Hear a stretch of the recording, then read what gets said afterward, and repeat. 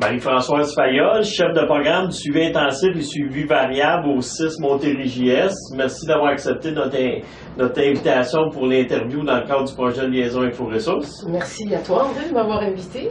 Plaisir. Marie-Françoise, j'aimerais ça dans un premier temps que tu nous donnes un petit peu la mission de ces deux types de services-là. Donc en fait, les équipes de suivi intensif ont été mises en place pour aider une clientèle qui vit avec un trouble sévère et persistant au niveau de la santé mentale. Donc on parle vraiment de troubles au niveau troubles psychotiques, schizophrénie, maladie affective bipolaire majeure, troubles dépressifs majeurs, mais la majeure est vraiment au niveau de la schizophrénie. Ces équipes-là, on s'est rendu compte il y a à peu près 20-25 ans, c'est un modèle qui vient des États-Unis. Nous, l'équipe de Pierre Boucher, elle existe depuis 16 ans maintenant. Et c'est une équipe qui a pour mandat vraiment d'offrir 3 volets qui sont traitement, réadaptation et maintien dans le milieu. Donc le but de la mise en place, c'est vraiment de permettre à la personne de rester dans la communauté, donc d'éviter les hospitalisations, les visites à l'urgence. Et c'est souvent des clientèles qui se retrouvent avec des multiples problématiques qui font que sans une équipe de suivi intensif, elles se retrouvaient souvent à l'hôpital ou en situation d'itinérance, de vulnérabilité. Donc c'est une équipe complète qui est autour de la personne et qui va travailler vraiment à tous les jours, à chaque semaine, pour viser à finalement développer une certaine autocritique par rapport à la maladie, accepter le traitement, aller au rendez-vous et travailler surtout sur le rétablissement de la personne. On est beaucoup dans une philosophie où on veut que la personne reprenne le pouvoir sur sa vie, mais ça prend souvent, malheureusement, du temps avant qu'elle accepte une maladie qui est souvent génératrice de beaucoup de deuil, beaucoup d'acceptation finalement, et l'équipe va être là pour accompagner la personne jusqu'à temps qu'elle soit capable par elle-même de gérer son traitement et gérer ses soins finalement. Donc là, on va parler d'une équipe interdisciplinaire où on retrouve pour nous le signe de Pierre Boucher. C'est une équipe de 11 intervenants. Donc on retrouve des éducateurs, psychoéducateurs, travailleurs sociaux, infirmières cliniciennes, infirmières techniciennes. Et surtout, la clé du succès, c'est qu'on a 2 psychiatres dédiés à l'équipe de suivi intensif. Toute cette équipe va travailler donc pour la personne, à travers un projet de vie, à travers un suivi. Et ça peut être très différent de l'une à l'autre, mais toujours avec les 3 volets dont j'ai nommé tantôt, traitement, réadaptation, maintien. Alors on va superviser la prise de médication à domicile, lorsque la personne ne veut pas prendre sa médication. On va aider tout ce qui est AVQ, AVD, donc c'est tout ce qui est l'hygiène de vie, l'épicerie, l'alimentation, faire les courses, aider pour les démarches d'emploi, d'aide sociale, projet de vie aussi par rapport à la scolarité, avoir un projet de bénévolat, reprendre des études et trouver un travail. Donc on va travailler avec tous les acteurs qui sont autour de la personne, aide sociale, organismes communautaires, tous les partenaires, écoles, etc., qui vont nous aider à développer le projet de la personne. Ce qui veut dire comment on différencie les équipes, c'est qu'une équipe de suivi intensif, il y a des visites c'est au-delà de 8 visites, donc c'est 2 visites au minimum par semaine où la personne est vue. Ça, c'est notre minimum pour être au suivi intensif. Et il y en a qui sont vus 2 fois par jour, parce que lorsqu'il y a une prise de médication matin et soir, on va voir ces personnes-là 2 fois par jour, plus 2 autres rencontres pour lesquelles on va travailler leur projet de vie. Donc on est vraiment dans une intensité de service qui est très importante et qui va permettre, au fur et à mesure, de travailler sur le rétablissement. Le fait d'avoir nos 2 médecins psychiatres dans l'équipe, c'est que dès qu'une personne va moins bien, on a accès à notre médecin qui va tout de suite donner un rendez-vous et qui va pouvoir ajuster soit le traitement, soit aider la personne par rapport à des stress qu'elle peut vivre dans sa vie, à des moments plus difficiles. Alors cet accès fait qu'on travaille beaucoup en prévention de la rechute, on évite énormément de crises et encore une fois on évite de retourner à l'hôpital, on évite de passer par l'urgence, donc c'est un gain au niveau de notre système là pour aider les personnes. Généralement, les gens qui se retrouvent dans les équipes de suivi intensif sont des gens pour qui il y a eu un échec au niveau des traitements traditionnels. Exemple, ils ne se rendaient pas au rendez-vous du médecin, ils ne prenaient pas leur médication, ils étaient souvent en instabilité résidentielle, en échec dans toutes d'autres sphères de leur vie, incapables de s'occuper d'eux-mêmes, etc. Donc c'est à ce moment-là que un psychiatre finalement de l'équipe traitante, va faire une demande pour être admis dans un CIM. L'avantage du CIM aussi, c'est qu'il n'y a pas de délai d'épisode de soins. C'est-à-dire on va suivre la personne jusqu'au moment où elle sera capable de se prendre en charge elle-même, jusqu'au moment où on voit qu'il y a une amélioration. Mais ça peut être 1 an, 2 ans, 3 ans, 10 ans. On a notre plus vieux client au CIM qui est là depuis le début de l'équipe. Donc ça fait 16 ans qu'il est suivi par l'équipe du CIM. Et il a encore besoin de notre équipe parce qu'il est en logement, parce qu'on a réussi à le maintenir en logement. Et c'est vraiment, nous, le but, c'est de travailler à permettre aux gens de rester dans des logements dans la communauté. Absolument. À partir du moment où ils vont aller dans des résidences intermédiaires, des familles d'accueil, etc., mais là, on va avoir tendance à se retirer parce que le besoin au niveau de la réadaptation n'est pas du tout le même. On s'entend que ils sont dans un système où il y a les repas, tout est compris, là, tout est inclus donc dans la prise en charge. Donc à ce moment-là, nous, on va se retirer. Donc les gens vont être vus au minimum 2 fois semaine et ça va fluctuer selon leur projet, selon leur... s'ils vivent des situations plus vulnérables, on va augmenter le nombre de rencontres. Alors c'est pour ça que c'est vraiment... Un encadrement, un suivi serré. Oui, voilà, dans la communauté. Ça représente combien de personnes à peu près suivies dans ce volet-là? Actuellement, on a 102 personnes suivies. 102 personnes. Oui, qui est beaucoup. Mais c'est vraiment dans les modèles et pour 11 intervenants. On a toujours un intervenant qui est au bureau, qui prend les messages, qui fait les retours d'appel, etc. Ou qui va gérer les situations de crise pour rappeler les intervenants s'il y a des besoins particuliers. La façon de fonctionner, c'est que tous les matins, l'équipe se rencontre. On passe à travers ce qu'on appelle des cardex, qui sont la liste de tous nos clients, nos centres de clients. Et tous les matins, il va y avoir, les gens vont être nommés. Si les rencontres ont lieu, ça va être donné à un intervenant ou à un autre, pour s'assurer qu'on reste dans le modèle de suivi.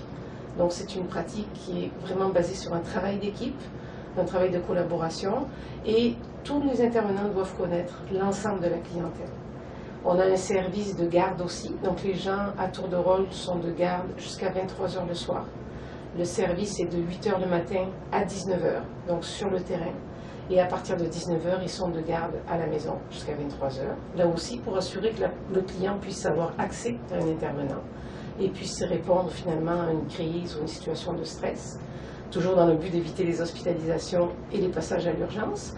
Et le samedi, il y a un intervenant qui travaille aussi. On va faire voir nos gens plus vulnérables, plus anxieux ou en crise. Et le dimanche, ils sont de garde à la maison. Donc on parle d'une offre de service qui est à l'année longue, les jours fériés aussi, pour assurer là aussi qu'il y ait une couverture maximale là, de traitement et de soins et de prise en charge. C'est vraiment, c'est ça, c'est une couverture totale, puis je suis content parce que comme organisme, on fréquente plus le milieu de la santé mentale, mais pour les autres partenaires, vous êtes un petit peu inconnus, alors que, comme je disais, ça a un impact direct sur le maintien harmonieux en logement, de prévention de l'itinérance. C'est vraiment intéressant de voir à quel point c'est un encadrement solide, bien structuré. Oui. Puisqu'on va travailler évidemment, alors quand je disais tout à l'heure, les infirmières par exemple, c'est tout ce qui est le volet traitement, médicaments, soins physiques, etc. Les psychoéducateurs vont travailler dans tout ce qui est réinsertion à l'emploi, réinsertion sociale ou aux études. On a un éducateur qui est dédié en dépendance, donc il va travailler tout le volet de la consommation. On a aussi les travailleurs sociaux qui eux, vont travailler avec les familles, avec le réseau. Ils vont travailler au niveau de l'hébergement, au niveau évidemment de la curatelle lorsqu'on a besoin d'un régime de protection, que la personne est trop vulnérable pour gérer ses biens ou qui a besoin de cette protection-là. Et on va travailler avec les éducateurs aussi tout le volet de la réadaptation à domicile au niveau des AVQ, AVD. Donc tout ce qui est les soins d'hygiène, épicerie, apprendre à faire la cuisine, etc. Tout ça va permettre donc de travailler toutes les sphères de la personne selon ses besoins. Donc c'est vraiment intéressant au niveau du modèle et ça donne vraiment de très bons résultats. C'est intéressant au niveau du modèle, puis j'écoutais ça, puis je me disais, c'est le réseau complet qui est présent, alors que pour d'autres personnes qui sont en dehors de ce suivi-là, il faut que tu gravites à travers un paquet de secteurs. Alors là, Alors que là, tout le monde est autour Oui, de la personne. tout à fait. Vraiment une formule gagnante. Ah oui, puis on travaille beaucoup, mais là on parle du réseau autour de la personne. On va travailler avec les concierges, les propriétaires. C'est sûr qu'on va avoir des ententes avec des propriétaires qui vont être plus enclins de louer des logements à notre clientèle parce qu'on est là, parce qu'on va tous les jours dans le bâtiment. Donc c'est sûr que c'est quelqu'un qui va moins bien, le propriétaire est rassuré parce qu'on va y aller tout de suite, on va répondre aux besoins, à la crise. Donc pour lui, c'est facile d'avoir nos gens là comme locataires finalement. De la même façon, on va travailler beaucoup avec les partenaires communautaires, comme d'un couvert à l'autre, on travaille avec eux au niveau de l'emploi, les programmes PASS, etc. On va travailler avec tout ce qui est dépannage alimentaire, on va travailler avec d'autres partenaires qui offrent aussi tout ce qui est plus au niveau social, là, la réinsertion sociale, etc. On a des gens qui vont à Centre-Jean, on en a d'autres à peu près dans tous nos groupes communautaires. On essaye de développer finalement cette pratique pour que la personne, une fois qu'elle sort du CIM, elle soit capable d'aller par elle-même vers les organismes. Exactement. Parce qu'il faut travailler ensemble. On est tous là dans des missions qui, je crois, sont au cœur du rétablissement. Et je crois qu'on a tous lieu d'être et de travailler ensemble pour que la personne aille le mieux possible. Au niveau de cette collaboration-là, est-ce qu'il y a des aspects que je dirais qui seraient améliorés? C'est quoi ta réflexion par rapport à ça? Ben, moi, je trouve que le manque qu'on a beaucoup au niveau de la santé mentale, c'est le volet hébergement, quand on parle d'hébergement supervisé. Okay. On a beaucoup, nous, de jeunes qui bénéficieraient d'être en logement supervisé. C'est quelque chose qui n'est pas encore très développé et je pense que c'est un manque. Parce que le visage de la santé mentale a changé aussi. Hein. Il y a 15 ans, 20 ans, on était dans une maladie beaucoup plus chronique, qui était beaucoup plus d'impact au niveau de la médication, etc. Aujourd'hui, on prend les jeunes beaucoup plus tôt. C'est des cas plus complexes. C'est des jeunes qui ont des problèmes de consommation, des problèmes de judiciarisation, qui ont différentes problématiques. Et les ressources d'hébergement ne sont pas adaptées à ce type de clientèle. Alors on va devoir souvent les mettre en logement, mais ils ne sont pas prêts à vivre en logement.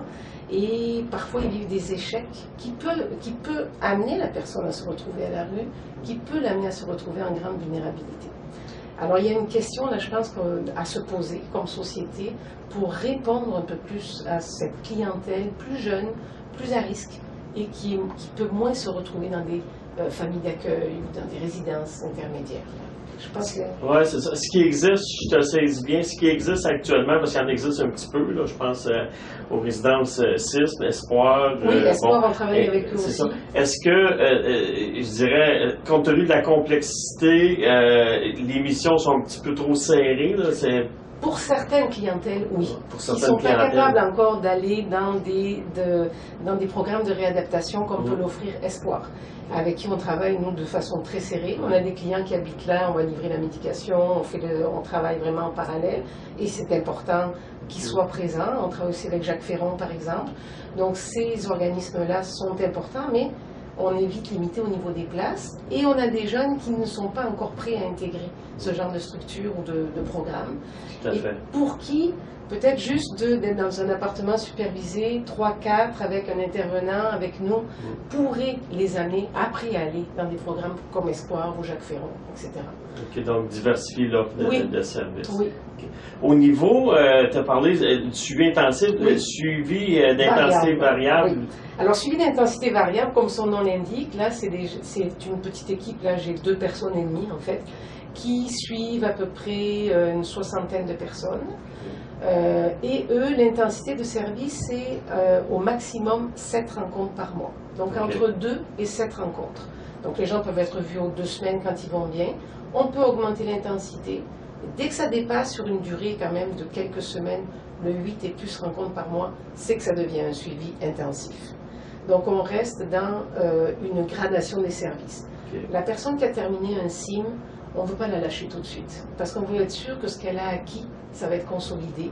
Et on a souvent tendance, si la personne est d'accord, à l'envoyer au suivi variable, où elle va avoir un seul intervenant qui va s'occuper d'elle, qui va travailler beaucoup avec les organismes communautaires aussi, pour s'assurer que la personne va aller dans le milieu, chercher les services. Et là, ça va être encore 1 an, 1 an et demi de suivi, jusqu'à temps que la personne, là aussi, puisse aller seule en suivi externe avec son psychiatre, comme toute personne qui peut avoir accès.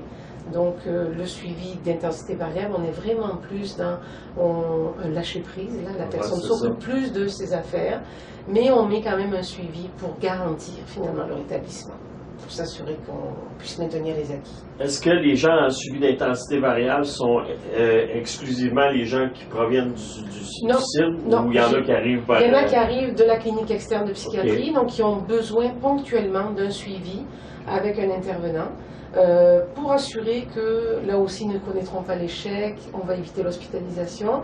Par contre, les gens ont une meilleure autocritique par rapport à leur maladie quand ils sont rendus au suivi variable. Ils sont supposés gérer leur médication par eux-mêmes. Ils sont capables de fonctionner pour maintenir leur niveau de vie, maintenir un appartement, faire leur épicerie, etc. Donc, ils ont des acquis beaucoup plus forts qu'au suivi intensif. Donc, on parle quand même à aider ces gens-là à continuer à maintenir leur acquis, mais on a plus de force que pour la personne qui rentre dans un suivi intensif. Puis est-ce que ce volet-là est quand même directement relié quand même avec les autres équipes advenant des besoins plus intensifs, communication avec le psychiatre, etc.? Oui. Alors, quand ils sont suivis variables, ils sont suivis par ils sont suivis par les psychiatres. Il n'y a pas de psychiatre dédié, mais effectivement, ils ont quand même accès rapidement aux médecins traitants. Et là aussi, c'est l'accompagnement dans tous les besoins de la personne qu'elle va nommer. Les gens font des plans d'intervention, donc aux 6 mois, que ce soit au suivi intensif ou au suivi variable. Et là aussi, pour s'assurer que les besoins sont bien identifiés par l'équipe d'intervenants, mais aussi par la personne, pour qu'on parle de ses besoins à elle. Donc c'est un travail vraiment qui se fait avec la personne. Vous avez, si j'ai bien compté, vous avez 160 personnes, plus 170 à peu près 170 personnes suivies qui ont un encadrement c'est évident que dans le cadre de ce projet-là, on peut faire le lien direct avec la prévention de l'itinérance parce que vous avez tout ce qui est nécessaire pour justement un maintien harmonieux en logement, intégration dans la communauté, une belle équipe qui répond rapidement aux variabilités de besoins de services. Fait que c'est vraiment majeur. Je présume que pour avoir accès, c'est tous des gens qui sont déjà en lien avec un psychiatre, réseau officiel. Ils sont tous suivis en psychiatrie, en clinique externe. Et là, c'est le médecin avec son équipe traitante qui, devant des échecs répétés, va faire une demande donc au CIM.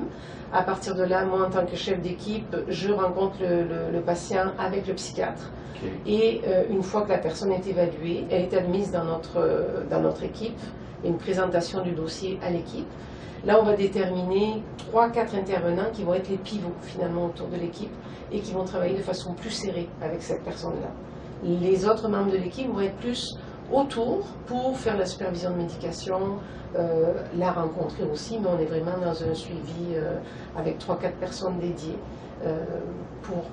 Et là, au fur et à mesure qu'on va faire les plans d'intervention, on voit l'avancement de la personne, l'évolution. À un moment donné, on va nommer que là, on peut passer au suivi variable et par la suite en clinique externe.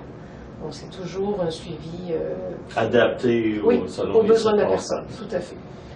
Ben, en ce qui me concerne, ça fait le tour. Écoute, Marie-Françoise, un gros merci. C'est vraiment très aidant et je pense que ça va éclairer les autres partenaires. Ben, avec plaisir. Merci beaucoup. Merci.